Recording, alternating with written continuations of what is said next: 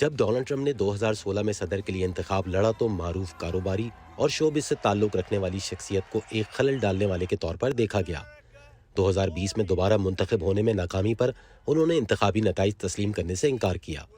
اب جب ان کی نظریں 2024 کے انتخابات پر ہیں، وہ مختلف پالیسیوں سے متعلق منصوبوں کے ساتھ ساتھ اپنی پہلی مدت کے ٹریک کو دیکھنے کی بات کر رہے ہیں۔ ہم امریکی سرحدوں کو بحال اور محفوظ کر دیں گے جیسا کہ ہم نے پہلے کیا تھا، سب سے بہتر۔ ان کے معاشی منصوبے، ہم ایک بار پھر بہترین معیشت بنائیں گے، یہ بہت جلدی ہوگا۔ امن و امان پر ان کا نظریہ، میں منشیات فروشوں اور انسانی اسمگلروں کے لیے فوری طور پر سزائے موت کا مطالبہ کر رہا ہوں۔ اور اپنے بارے میں، میں نے ثابت کیا ہے کہ میں ملک کے سب سے زیادہ ایماندار اور معصوم لوگوں میں سے ایک۔ صدر جو بائیڈن کا کہنا ہے کہ وہ ان سردیوں کی چھٹیوں میں اپنے اہل خانہ سے مشورہ کریں گے کہ انہیں دوبارہ انتخاب لڑنا چاہیے یا نہیں۔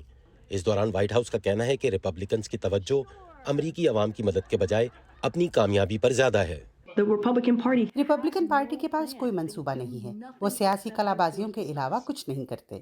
تاریخ دان کہتے ہیں کہ پالیسی سازی میں سابق صدر کی کامیابیاں بہت کم ہیں۔ انہوں نے قانون سازی کے معاملے میں بہت ہی کم کامیابی حاصل کی۔ ان کی سب سے بڑی کامیابی ان کی تقرریاں اور لوگوں پر حملے تھے، لہٰذا ان کی اس بات پر یقین کرنا مشکل ہے جب وہ کہتے ہیں کہ وہی امریکی پالیسی کو تبدیل کرنے والے بنیں گے، جبکہ انہوں نے پہلے ایسا نہیں کیا۔ ٹرمپ کے حامی متفق نہیں۔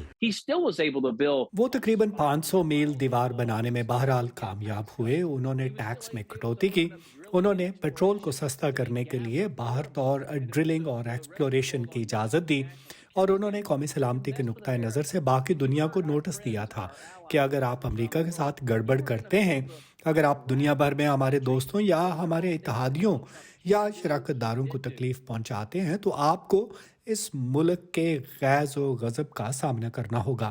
یہ وہ سب چیزیں ہیں جو ڈونلڈ ٹرمپ کر سکتے تھے اور انہوں نے کی۔ انہوں نے مزید کہا کہ ریپبلکن پارٹی نے ٹرمپ کے دور میں قانونی جدوجہد سے سبق سیکھا ہے۔